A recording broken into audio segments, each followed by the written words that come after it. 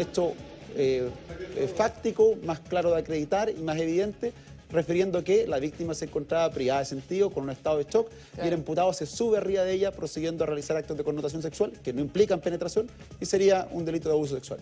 Finalmente se optaría por esto porque tendría más pruebas para poder confirmar esa situación. Exactamente, cuando los delitos están en un grado de desarrollo imperfecto que se llama, o tentado o frustrado, es más complejo dar cuenta de si se logra determinar o no la ocurrencia, si existía o no una intención de concretar una relación sexual, ¿ya?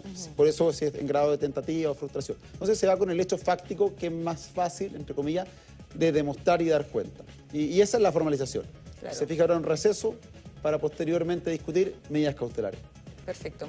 Ahora, Cristian Becker, te quería preguntar también sobre que finalmente se ha optado por transmitir, ¿no?, parte de la formalización. Estamos con Cristian Becker, que es director de Becker Abogados. Finalmente se opta por transmitir parte de la formalización. ¿Cómo se puede entender eso y qué tan común es también, considerando que son delitos de índole sexual, que sabemos que normalmente se mantiene en la reserva? De hecho, en un inicio estábamos escuchando al juez que dijo, analicen si quieren que sea transmitido o no, siempre teniendo en consideración el tipo de delito del que estamos hablando. Claro, lo más importante es proteger a la víctima. Sí. La víctima en este caso no se encuentra en la audiencia, está en su abogado, entonces está representada. Que esto es común, me imagino, ¿no? La víctima podría decidir si acudir o no, pero normalmente considerando que también la persona que habría cometido el delito también se encuentra presente en el lugar, entonces puede ser una situación bastante compleja, ¿no? Claro, porque hay una presunción de inocencia, sí, sin duda, pero recordemos que uno de los cambios principales de los juicios penales, cuando se hizo la reforma procesal penal, pasó de ser un proceso escrito a un proceso oral, y de ser un proceso un poco privado para la ciudadanía a un proceso de juicio público. Entonces eso hace que sea lo normal, sin perjuicio que las partes tengan el derecho a solicitar la reserva, pero para eso tienen que solicitarlo y el juez lo tiene que conceder. Entonces, por regla general, son audiencias públicas. Ya. Estaba escuchando hace unos días nada más el papá de Antonia Barra, que él ha estado asesorando, ¿no?, al papá de la víctima, de la presunta víctima, y él apuntaba que él quería que se conociera lo más que se podía este caso para hacer una presión mediática. ¿Podría responder a esa situación que se haya optado por transmitir parte de la formalización? Claro, él habla desde la experiencia que vivió como padre. Su hija que claro, se quitó la vida. ¿Sí? Claro, exactamente. Y él señalaba algo bien importante en la entrevista, que él decía que cuando le pasó esto con su hija, él no tenía ninguna herramienta. Y por eso que él ahora estaba un poco satisfecho de poder contribuir con su experiencia a el papá de la víctima, ¿cierto? Claro. Y en ese sentido él cree que es justo y necesario que se haga así por un tema también de concientización, porque hay muchas víctimas que no denuncian precisamente por un temor a ser revictimizadas muchas veces o por tener que ir a comparecer y a ir a declarar una y otra vez lo mismo. Y con esto las personas que están afectadas o se sienten afectadas por los mismos delitos podrían pensar que no es necesario que vayan a la audiencia y sean expuestas y tengan que contar los hechos, porque justamente para eso está la ley que le permite comparecer a través de abogados. Por eso que la víctima no se encuentra en la audiencia y no tiene que volver a vivir este proceso. Ahora, Manuel Monsalve, claro, él tiene derecho a la presunción de inocencia y podría ser declarado inocente, pero la verdad es que si la Fiscalía formaliza, cuando la Fiscalía formaliza a una persona, es decir, la acusa de ciertos delitos, no lo hace antojadizamente para ver qué pasa, lo hace porque tiene una carpeta investigativa que, como bien dijo la defensa en la audiencia, tiene más de 1000 páginas. Entonces hay bastantes antecedentes para imputarlo. Claro, entre ellos la revisión de cámaras, entre otras cosas. Ahora, lo que estaban apuntando los abogados por parte de Manuel Monsalve y también la abogada de la querellante, ¿no?, que tuvieron poco acceso a la carpeta. La abogada querellante dijo, bueno, acá principalmente todo lo que se le acusa estaba en el celular de Manuel Monsalve, así que los abogados de Manuel Monsalve deberían tener una idea de qué está en esta investigación, ¿no? Pero ¿qué tanto puede entorpecer una investigación que existe poco tiempo para que los abogados puedan acceder a esta carpeta investigativa, también considerando lo que estabas mencionando, que tiene más de 1000 páginas? O sea, es harto lo que contiene esta carpeta investigativa. Sí, es harta carpeta para revisar en poco tiempo. Poco tiempo, sí. Es por eso que generalmente en causas complejas los imputados muchas veces eligen un equipo de abogados, un poco de distribución de funciones. Acá hay que decir algo bien claro. Lo que pasa el día de hoy en esta audiencia no es algo excepcional, no es algo que pase, que nunca ocurra y que es un acto de mala fe de la Fiscalía. Yo fui defensor público más de 10 años.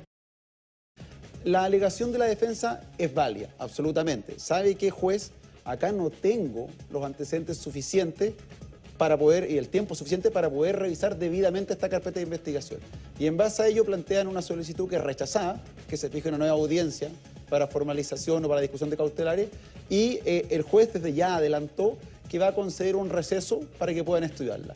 Y el punto que da la abogada querellante, ¿cuál es relevante? Dicen, mire, sí, es una carpeta muy extensa, pero en su contenido fáctico, lo más relevante, gran parte debió haber sido conocida por la defensa porque estaba en el propio celular del imputado, el señor Monsalve. Entonces, es un buen contrasentido. Pasa que a veces hay carpetas muy extensas o muy cuantiosas, pero que en realidad el núcleo fáctico, lo relevante, son determinadas piezas. Entonces, acá la declaración de la víctima, la declaración del taxista, muy probablemente el registro de las cámaras de seguridad, algunos informes médicos y el resto determinadas piezas. Pero claro, o sea, el ideal para una defensa es tener más tiempo, pero es un poco la música del baile que les toca en esta oportunidad. ¿Puede ser más complejo esta etapa si lo que los hace más abogados no complejo. tienen? Sí, lo hace más complejo, pero está dentro de la legalidad.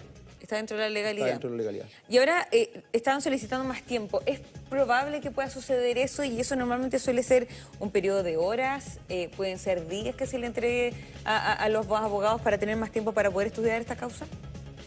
Claro, depende del juez. Pueden Ya. ser horas o pueden ser días, pero la verdad yo estoy totalmente de acuerdo con el colega. El delito que se le imputa a Monsalve y en general este expediente, este juicio, es algo bastante reducido. Porque fue un hecho que habría ocurrido en horas de la madrugada, que él habría intentado nuevamente cometer otra acción en contra de ella. Y si te fijas, no hay muchos imputados, hay un imputado. No hay muchas víctimas, hay una víctima. No son tantos los delitos, podrían ser 2, como dijo el fiscal, violación y abuso sexual. Entonces, claro, pueden ser más de 1000 páginas de investigación, pero no se trata de un delito complejo contra una banda de 15 personas, donde hay cómplices, hay encubridores, hay autores, distintas personas. La verdad es que la discusión debería cerrarse en torno a qué pasó esa noche. Y así las cosas, yo, si fuera juez de garantía, no concedería una prórroga mayor a 4 horas. Y de hecho, si tú te fijas, el fiscal no imputa delitos por ley de inteligencia, tampoco imputa obstrucción a la investigación. Entonces, tal como dice efectivamente el colega, se circunscribe los hechos a 2 situaciones fácticas que ocurren en un determinado lapso de tiempo relativamente acotado. Entonces, si bien es una investigación muy extensa, tal vez las piezas de esa extensa carpeta que se van a seleccionar para fundamentar una medida cautelar son las que dicen relación exclusivamente con esos delitos. Entonces, en mi experiencia, esto se va a resolver hoy. El juez no va ni a ampliar una detención, sino que el día de hoy... ¿Podríamos conocer la medida cautelar? Sí, en mi experiencia sí. Esto ya sería en horas de la tarde, me imagino, más adelante, dependiendo el tiempo de receso que entreguen a los abogados, ¿no? Sí, pero exactamente. Lo más probable es que sea hoy en día en horas de la tarde. Expliquemos un poco eso. ¿Cuáles son los pasos a seguir ahora? Finalizó la formalización. Ahora hay que ver cuánta pausa, cuánto tiempo se le da a los abogados para poder revisar, ¿no?, la carpeta investigativa. Y después empieza la parte de las medidas cautelares. ¿Por qué finalmente es que se opta para que no sea transmitida la parte de las medidas cautelares? Hay información más sensible en esa instancia, ¿no? Sí, exactamente. Acá el fiscal ya adelantó que iba a pedir la medida cautelar de prisión preventiva. Para que un juez acceda a la prisión preventiva se deben cumplir 3 requisitos. Primero, que existan antecedentes que den cuenta de la ocurrencia del delito. Ya. Y para dar cuenta de la ocurrencia del delito se requiere muchas veces exhibir cámaras, aportar antecedentes, leer declaraciones, leer la declaración de la víctima. Entonces es un contenido de la investigación mucho más sensible, mucho más delicado. Un segundo requisito, que den cuenta de que estos antecedentes dan cuenta de la participación del señor Monsalve en calidad de autor y que muchas veces dicen relación con los primeros antecedentes. Y después que exista una necesidad de cautela. Entonces, a lo que tú muy bien refieres, Sabrina, esa información mucho más delicada. Se van a leer WhatsApp concretos, se van a leer partes de la declaración de la víctima o la declaración completa de la víctima, Claro. se van a exhibir cámaras de seguridad, se va a hablar eventualmente de el sitio del suceso, manchas de sangre, resto de material biológico. Entonces, como es información más delicada, vinculada a un delito sexual, el juez de forma cauta, sobre todo después de ley Antonia existen normas expresas, dice, ok, hasta acá se puede transmitir, el resto creo que es información delicada y por ahora se restringe.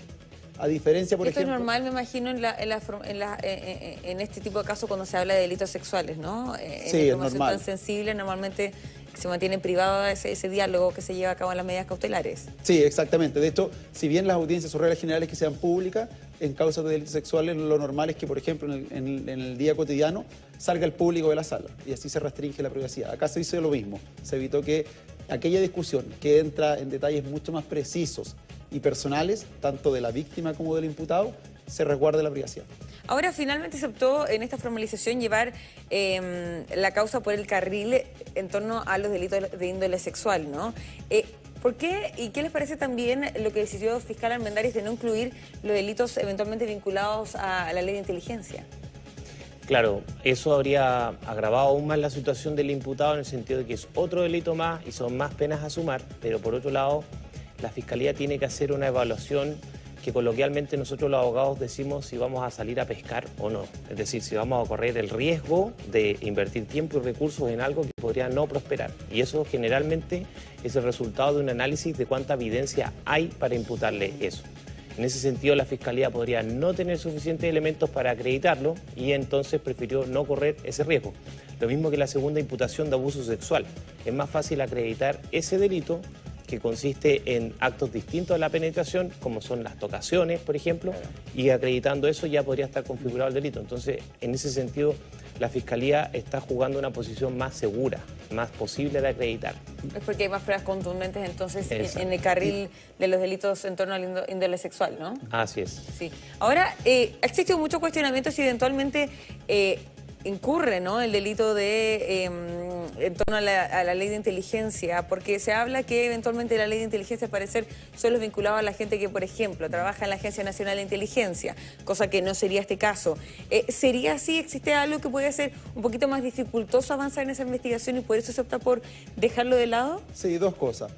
Primero, el fiscal Armendáriz es una señal de seguridad. Se siente seguro de que con estos dos cargos consigue la medida cautelar de prisión preventiva. Los de delito sexual, sí. Claro. Muchas veces los fiscales, en algunos casos que se han visto, incluso casos de alta connotación pública, imputan muchos delitos y con posterioridad las personas terminan siendo condenados por solo uno o dos delitos y las penas son muy inferiores a la rimbombante formalización que ocurrió, ¿ya? Claro. Acá el fiscal actúa de una forma cauta, sin perjuicio que va a realizar una investigación.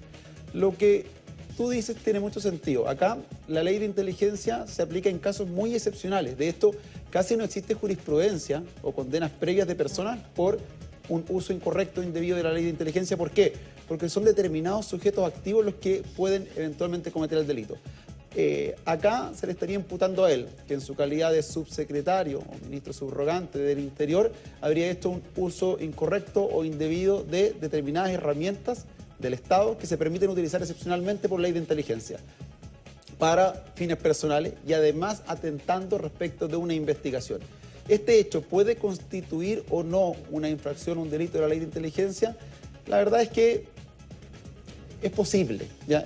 Es posible. Pero, tal como dice Cristian, acá el fiscal por ahora no tiene los antecedentes suficientes para, por un estándar de seriedad importante, claro, acreditar en este estado procesal ese delito. Por ende, opta por no imputarlo, por no dar cuenta de aquello, sin perjuicio que con posterioridad pueda imputar ese delito. ¿Y por ese delito se le podría imputar a la encargada de la jefa de inteligencia de la Policía de Investigaciones? ¿Por haber entregado esa facultad también? Ahí va a depender de lo siguiente, de cuál era el grado de conocimiento que tenía ella, de cómo estaba siendo ella, entre comillas, instrumentalizada. Porque ellos apuntan que fueron engañados hasta el minuto de lo que se ha trascendido, ¿no? Claro, si ella fue instrumentalizada y fue engañada, la verdad es que no cometería delito alguno, porque no actuó sin dolo y actuó engañada, pensando que estaba actuando conforme a derecho. Si es que ella tenía conocimiento de que existía un uso incorrecto y aún así ella en su rol dirige y realiza y ordena determinada diligencia, eventualmente igual pudiese quedar sujeta por su cargo. En este caso sí, respecto a ella aplicaría la ley de inteligencia. Claro. Ahora, otra cosa que también ha llamado mucho la atención y que algunas personas comentan, algunos apuntan que estas investigaciones, estas diligencias fueron bastante lentas, mientras que otros abogados apuntan que no, que fue bastante expedito, que normalmente causas en torno a delitos sexuales pueden incluso el promedio, de hecho yo estaba viendo unos informes, el promedio es en torno a los 2 años, o sea, al parecer estas diligencias fueron bastante rápidas, aunque estamos hablando de que se demoró cerca de un mes. Pero de todas formas, en este tipo de delito, al parecer fue bastante rápida. No sé cuál es la opinión que tiene usted. Efectivamente, fue rápido. Lo que pasa es que toda la atención mediática está centrada en este hombre y también la ciudadanía tiene una especie de molestia, que es natural que puedan sentir, de una falta de igualdad ante la ley. Claro. Porque él, de cierto modo, Monsalve ocupaba un cargo que se podría decir que era el tercero más importante del Ejecutivo, del gobierno, porque está el presidente, está la ministra Toá, que vendría siendo como vicepresidenta a términos prácticos, y luego de ella venía él. Entonces, cuando el presidente andaba en Estados Unidos, que fue más o menos la fecha en que ocurrieron estos hechos, él era el segundo hombre al mando. Entonces, de ahí el temor y bien llamativo, la persona que está encargada del delito, verlo esposado es una imagen También. que es media contraproducente, ¿no? Claro, llama la atención. Claro, y por ahí la ciudadanía podría pensar, quizá no haya justicia, esto se está demorando mucho, pero como tú lo dices, Sabrina, colocado las cosas en perspectiva con la casuística en general, ese número que citaste, 2 años, claro, esto es bastante rápido. Bastante rápido. Ahora, me parece también recordar un poco, porque esto me imagino también, las personas que piensan que se ha demorado bastante esta investigación, es porque lo comparan, por ejemplo, con lo que pasó con Jorge Valdivia, que fue detenido dentro de las primeras 12 horas. Si pudiéramos también reiterar esa situación, porque también se dio, está el delito de flagrancia, cuando se denuncia dentro de las primeras 12 horas, se puede llevar a cabo una detención, ¿no? Pero eso se pasó un poquito más de las 12 horas. Si podríamos explicar también ese caso. Efectivamente, la detención en flagrancia es cuando, desde que ocurre el hecho o la víctima lo denuncia, transcurre un plazo de 12 horas. Esto es cualquier tipo de delito, puede ser delito sexual, robo de celular, cualquier tipo de delito, ¿cierto? Exactamente, sí, cualquier tipo de delito. En ese caso, cuando una víctima denuncia y estamos en el plazo de flagrancia, la policía, ¿qué hace? Detiene y llama al fiscal, a un fiscal de turno. Lo llaman y le informan la situación. Ahí está tal persona detenida por tales circunstancias en tal delito. Y el fiscal lo que ordena es páselo a una audiencia de control de detención. Y es por eso que son procesos tan breves, entre comillas, que uno ve que una persona cometió el delito y horas después o el día después está sentado ya en una audiencia de formalización. En el caso de Jorge Valdivia, efectivamente fue un plazo muy cercano o un poco excedido de la flagrancia, hora 13, por decirlo así, hora 14, ya habían pasado las 12 horas. Pero la Fiscalía, como ya tenía antecedentes a su juicio suficiente y es una decisión del fiscal, decidió de todos modos ordenar su detención, la pidió un juez de garantía porque ya no estaba en el plazo de flagrancia, la jueza de garantía autorizó, el juez de garantía en esa oportunidad de Jorge Valdivia autorizó la orden de detención y por eso fue detenido y trasladado, ya una orden de detención verbal se pidió. Entonces, es por eso que fue un plazo muy cercano a la flagrancia. ¿Qué es lo que ocurre en el caso de Monsalve? Estamos ya fuera del plazo de flagrancia. Más de 20 días, Más de 20 días. Hay una investigación y yo coincido con Cristian. Acá, si bien se comparan los casos que son distintos, en términos generales se actúa de una forma muy rápida. Y esto puede generar a veces en las personas que cuando realizan denuncias sentir que esas son las expectativas. Y lo cierto es que el sistema lamentablemente no cumple con esas expectativas. ¿Por qué? Porque hay una sobrecarga muy grande de denuncias de delitos sexuales, la brigada de delitos sexuales también está desbordada, la cantidad de fiscales de delitos sexuales no dan abasto con la cantidad de denuncias. Entonces, por eso es que los plazos de una víctima que denuncia fuera un periodo de flagrancia, que tenga una expectativa de que el denunciado sea formalizado dentro de un periodo de 30 días, 60 días o 90 días, la verdad es que es muy improbable. Sí, seguimos analizando este tema. Estamos con Cristian Becker, director de Becker Abogados, también con Nelson Salas, abogado penalista, pero queremos ir con Agustín Bianchetti, que se encuentra ya en el Centro de Justicia, para que nos vaya contando un poco cómo se ha llevado también esta formalización en contra del ex subsecretario del Interior, Manuel Monsalve. ¿Qué tal, Agus? ¿Cómo están? Muy buenos días. Aquí en la sala de audiencias 203, una de las salas más grandes que tiene el Centro de Justicia, ingresamos a eso pasado las 9 de la mañana con los distintos medios de prensa, muchas personas, mucha expectación ahí también, y pudimos ver, ¿no?, a Manuel Monsalve entrando en calidad de imputado a esta